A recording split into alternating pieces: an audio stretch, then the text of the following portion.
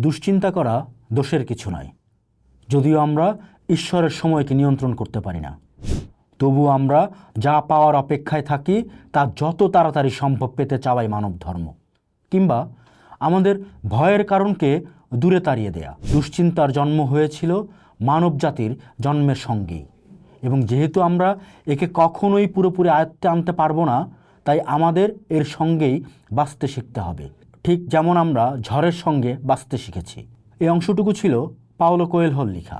আজ 24শে August, Paulo কোয়েলহোর জন্মদিন। Santiago নামের ছেলেটি 16 বছর পাঠশালাতে পড়েছে। নানা ভাষা জানে, নানা ভাষায় পড়তে আর কথা বলতে জানে। স্পেনে জন্ম নেয়া আর আন্দালুসিয়ার পথে প্রান্তরে ঘুরে বেড়ানো এক মেষপালক। মেষের দল তার কাছ থেকে শেখে নাকি সে মেষপালের কাছ থেকে? বড্ড জটিল প্রশ্ন। মেষ চড়িয়ে বেড়ায়, আর সাথে থাকে একটা বই। বইপ্রেমী এই যুবক দিনের গরমে অস্থির হয়ে শীতের সম্বল জ্যাকেটটি ফেলে দেয়নি, কারণ এই জ্যাকেট তার প্রাণ রক্ষা করেছে শীতে, প্রাণ রক্ষা করেছে রাতে। সাইমুং গাছের নিচে আর ভাঙা গির্জাতে ঘুমিয়ে থাকা এই যুবক অদ্ভুত মানুষ। পরিবারের ইচ্ছা ছিল সে যাজক হবে, কিন্তু সে হতে চেয়েছিল পিলগ্রিম, পরিব্রাজক। তাই বাবার দেয়া কিছু মুদ্রা নিয়ে নেমে পড়ে মাঠে। এ প্রান্ত থেকে ও প্রান্ত ভেড়ার পাল নিয়ে ছুটে বেড়ায়, একসাথে ঘুমায়, ভেড়ার লোম বিক্রি করে খায় আর বই কেড়ে। পরপর অদ্ভুত কিছু স্বপ্ন দেখে সেই যুবক। সেই স্বপ্নের খোঁজে রাস্তায় নামে সে। উদ্দেশ্য মিশর। কিন্তু কি সেই উদ্দেশ্য? কি দেখেছিল স্বপ্নে যা তাকে স্পেন থেকে মিশরে টানল? এক বেদুইন মহিলা তাকে স্বপ্নের ব্যাখ্যা করে দেয়, বিনিময়ে কিছু চায়।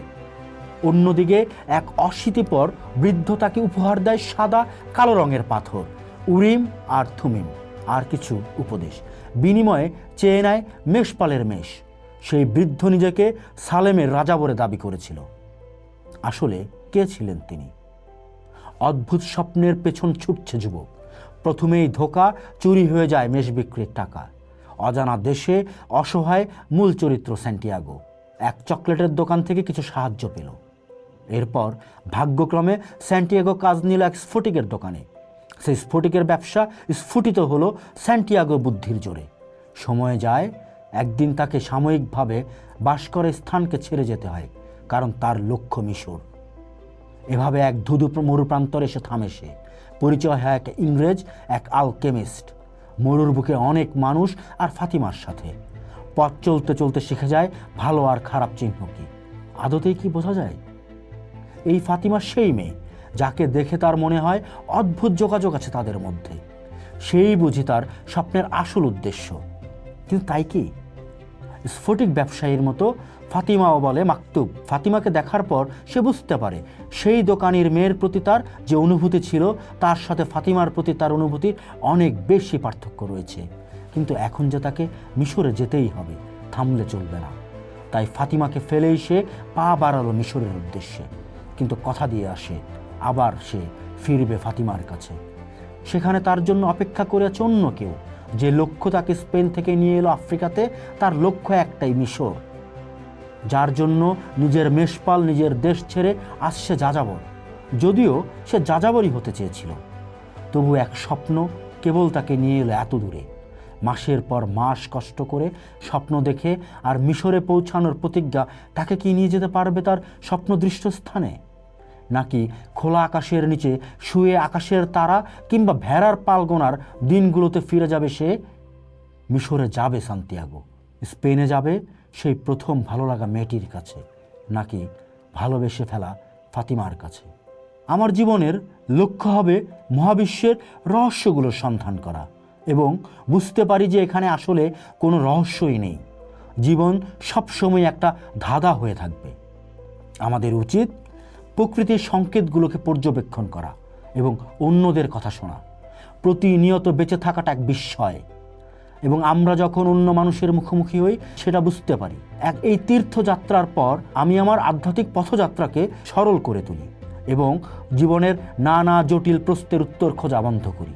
কারণ তখন উপলব্ধি করতে শিখেছি যে জীবন নিজেই সব প্রশ্নের সবচেয়ে বড় উত্তর। লেখালেখি খুব নিঃসঙ্গ একটা কাজ। যখন একটা বই লিখি, আমি আমার আত্মার মুখোমুখি দাঁড়াই এতে নিজের মধ্যে এমন সব রাস্তার খোঁজ পাই যা কখনো ভাবিনি যে এটা আমার মধ্যে আছে। একটা বই লিখে শেষ করার পর অনুভব করি আমি নিজের আলাদা একটা সত্তার জন্ম দিয়েছি। এমন একটা জিনিস সৃষ্টি করেছি যেটা আমার অনুভূতি ও কল্পনাকে পাঠকের চিন্তা ও হৃদয়ে পৌঁছে দেবে। এটা সম্পূর্ণ একটা জাদুকরী অনুভূতি। আমি লেখার মাধ্যমে চেষ্টা করি মনের প্রশ্ন সন্দেহগুলোকে তুলে ধরতে। আমার কাছে দর্শন জীবন্ত কোনো এক বস্তুর মতো, এমন কোনো বস্তু যেটা আমাদের মনের প্রয়োজনের সঙ্গে সঙ্গে নিজের ভোল পাল্টায়। আমার লেখনীতে সবাইকে জানাতে চাই, নিজের স্বপ্নেই বাঁচো, এর জন্য ত্যাগ স্বীকার করতে তৈরি হও, প্রকৃতির সংকেত বুঝতে শেখো, নিজের মানবিক দিকটাকে শক্তিশালী করো, আর সবার শেষে নিজের ভিন্নতাকে সাহসের সঙ্গে তুলে ধরো। আমার দুটো বই, দ্য পিলগ্রিমেজ এবং দ্য ভালকাইরি হলো নন ফিকশন, আর বাকি গল্পগুলো সংকেত ও রূপক ব্যবহার করে লেখা আমার জীবনের নানা ঘটনার উপজীব্য। আমি বিশ্বাস করি একজন লেখক শুধু সেটাই লিখতে পারেন যেটা তিনি নিজে উপলব্ধি করেছেন, হয় সেটা বাস্তবে কিংবা পরাবাস্তবে। জীবনে যাদের সঙ্গে আমাদের দেখা হয় তাদের প্রত্যেকেরই আমাদের জীবনে কোনো না কোনো ভূমিকা আছে। আমাদের মনের টানেই আমরা জীবনের লক্ষ্যের দিকে নিরন্তর ছুটে যাই। তাই আমার লেখালেখির মূল অনুপ্রেরণা হলো নিজের নিয়তিকে পূর্ণতা দেয়া। আমার কাছে আমার সব বই A+। এর কারণ আমি আমার সবটুকু প্রেরণা দিয়ে প্রতিটা বই লিখেছি। আমার কাছে নিজের চেয়ে আমার বইগুলো ভালো। এই কথাগুলো বিখ্যাত লেখক পাওলো কোয়েলহো এভাবেই নিজের লেখালেখি নিয়ে নিজেকে মূল্যায়ন করে থাকতেন। পৃথিবীতে এমন কিছু মানুষ আছেন যাদের জীবনটাই একটা আখ্যান, একটা দর্শন। তাদের বলা প্রতিটি কথা, লেখা প্রতিটি অক্ষর যেন পথ হারা পথিকের জন্য ধ্রুবতারা। আজ আমরা এমন একজন মানুষের গল্পের ভেতর ঢুকব। তিনি একাধারে গীতিকার, উপন্যাসিক, বিশ্বজুড়ে কোটি কোটি মানুষের অনুপ্রেরণা। তার নাম পাওলো কোয়েলহো, যার জীবন সংগ্রাম, উত্থান পতন এবং গভীর জীবনবোধের এক জীবন্ত দলিল। পাওলো কোয়েলহোর জন্ম 1947 সালের 24 আগস্ট ব্রাজিলের রিও ডি জেনেরিওতে এক ধর্মপ্রাণ ক্যাথলিক পরিবারে। তার বাবা ছিলেন একজন প্রকৌশলী, মা গৃহিণী। ছোটবেলা থেকেই বইয়ের প্রতি ছিল তার গভীর অনুরাগ। তিনি লেখক হতে চেয়েছিলেন, কিন্তু তার রক্ষণশীল পরিবার এই স্বপ্নকে মেনে নিতে পারেননি। একটা কথোপকথন, বাবা, লেখালেখি করে জীবন চলে না, তোমাকে একজন আইনজীবী হতে হবে, এটাই তোমার জন্য ভালো। পাওলো কোয়েলহো বলেছিলেন, কিন্তু আমি লিখতে ভালোবাসি বাবা। আমি আমার গল্প দিয়ে মানুষের মন ছুঁতে চাই। আমি আমার গল্প দিয়ে আমাকে লিখতে চাই, মানুষকে লিখতে চাই।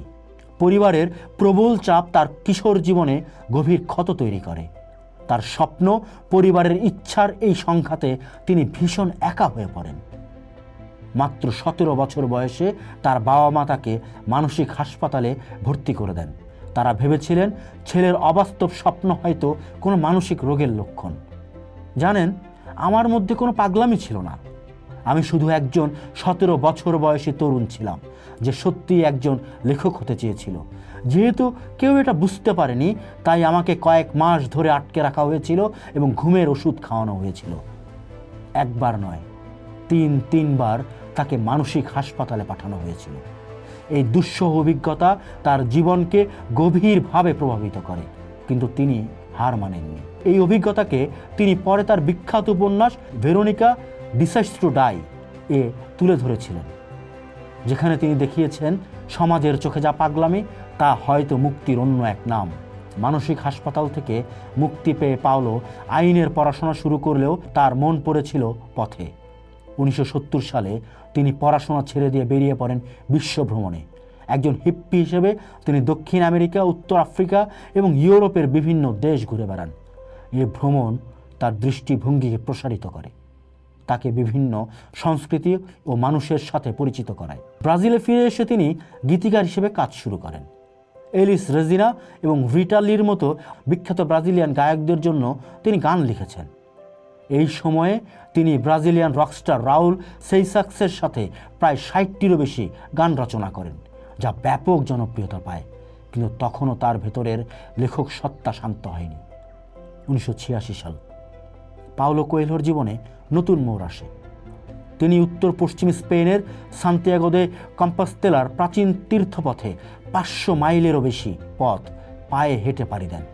এই দীর্ঘ যাত্রা তার মধ্যে এক গভীর আধ্যাত্মিক জাগরণ ঘটায়। তিনি অনুভব করেন জীবনের আসল অর্থ লুকিয়ে আছে নিজের স্বপ্নকে অনুসরণ করার মধ্যে। এই তীর্থযাত্রা আমাকে শিখিয়েছে যে সাধারণের মধ্যেই অসাধারণ লুকিয়ে থাকে এবং আমাদের প্রত্যেকেরই নিজের পথটা নিজেকেই খুঁজে নিতে হয়। এই অভিজ্ঞতা থেকে অনুপ্রেরণা নিয়ে তিনি লিখেন তার প্রথম উল্লেখযোগ্য বই দ্য পিলগ্রিমেজ।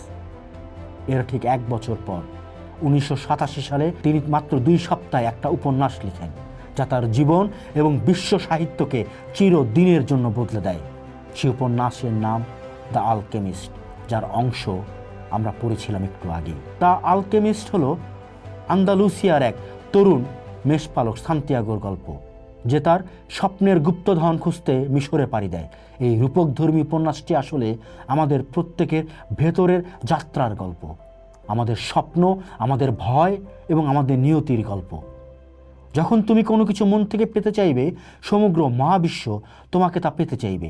এটাই যেন এই বইটির মূল বার্তা ছিল। আশ্চর্যের বিষয় হলো দ্য আলকেমিস্ট প্রথমে ব্রাজিলের একটি ছোট্ট প্রকাশনা সংস্থা থেকে মাত্র 900 কপি ছাপা হয়েছিল এবং তারা আর এটি পুনর্মুদ্রণ না করার সিদ্ধান্ত নেয়। কিন্তু কোয়েলহো তার স্বপ্নের উপর বিশ্বাস হারাননি। পরে অন্য একজন প্রকাশকের মাধ্যমে বইটি নতুন করে প্রকাশিত হয় এবং ধীরে ধীরে বিশ্বজুড়ে ছড়িয়ে পড়ে এবং আমরা যতটুকু জানতে পারি এই বইটি 55 মিলিয়ন কপি আজ পর্যন্ত বিক্রি হয়েছে। পাওলো কোয়েলহোর লেখার জাদু তার নিজের মধ্যেই নিহিত ছিল। তিনি গভীর জীবন দর্শনকে খুব সহজ ভাষায় গল্পের ছলে তুলে ধরেন। তার প্রতিটি বই ব্রিদা, দ্য জাহির, 11 মিনিটস, ভালোবাসা, আধ্যাত্মিকতা এবং আত্ম আবিষ্কারের কথা বলে। তিনি কোনো ধর্মগুরু নন, তিনি একজন আত্মসমর্শক লেখক বা সেলফ প্রবলেম রাইটার হিসেবে নিজেকে পরিচয় করিয়ে দেন। তিনি বলেন তিনি উত্তর দেন না, বরং প্রশ্ন জাগিয়ে তোলেন। তার কাজ হলো মানুষকে তার নিজের ভেতরের আলোটা খুঁজে নিতে সাহায্য করা।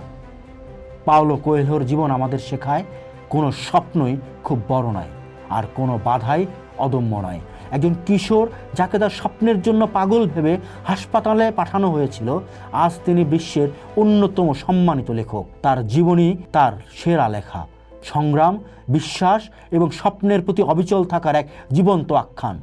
তিনি আমাদের দেখিয়েছেন আমাদের প্রত্যেকের মধ্যে একজন সান্তিয়াগো বাস করেন, যে তার গুপ্ত ধনের সন্ধানে বেরিয়ে পড়তে চায়। আমাদের শুধু দরকার সাহসের সাথে প্রথম স্টেপটি ফেলার, কারণ দিন শেষে আমাদের প্রত্যেকেরই একটি ব্যক্তিগত কিংবদন্তি আছে যা আবিষ্কার করার জন্যই আমাদের এই পৃথিবীতে আসা। আজ 24 আগস্ট, চিরদিনের জন্য পৃথিবীর সাহিত্য ইতিহাস পরিবর্তন করে দেয়া লেখক পাওলো কোয়েলহোর জন্মদিন। পাওলো কোয়েলহোর জন্মদিনে যারা নিজেদেরকে আবিষ্কার করতে চান, যারা নিজেদের পথকে নিজে বেছে নিতে চান, তাদের সকলের জন্য শুভকামনা। পোস্ট দেখুন, ভাবুন, করুন, থাকুন পোস্টের সাথেই।